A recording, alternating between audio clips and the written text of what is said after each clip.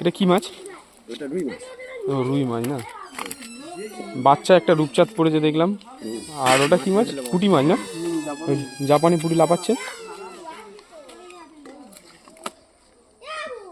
একটা ছানা বালতি ভর্তি করে নেবে। একটা জাপানি পুঁটি, এই একটা জাপানি পুঁটি, এই একটা রূপচাঁদ দিকে রূপচাঁদ তাই।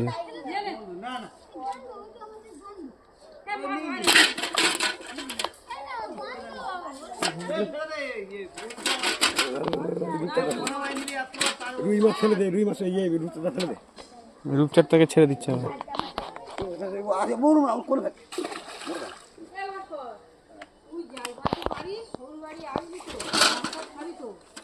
আমি জাল